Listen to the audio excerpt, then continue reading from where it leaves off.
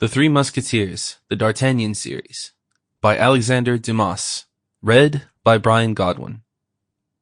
Author's Preface, in which it is proved that notwithstanding their names ending in OS and IS, the heroes of the story which we are about to have the honor to relate to our readers have nothing mythological about them.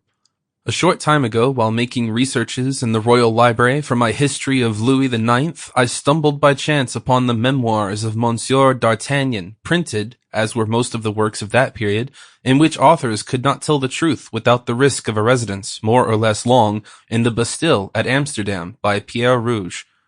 The title attracted me, so I took them home with me, with the permission of the guardian, and devoured them. It is not my intention here to enter into an analysis of this curious work, and I shall satisfy myself with referring such of my readers as appreciate the pictures of the period to its pages.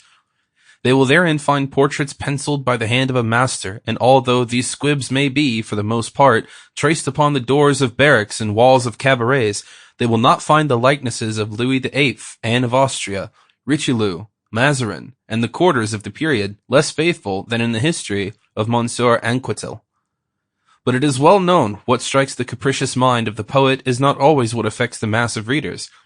Now, while admiring, as others doubtless will admire, the details we have to relate, our main preoccupation concerned a matter to which no one before ourselves had given a thought.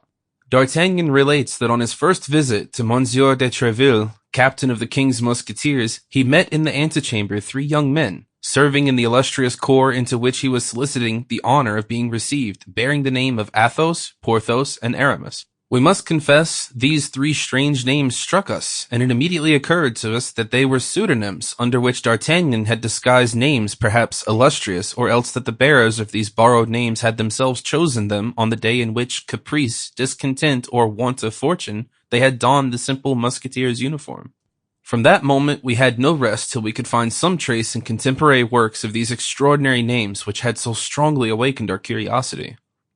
The catalogue alone of the books we read with this object would fill a whole chapter, which, although it might be very instructive, would certainly afford our readers but little amusement.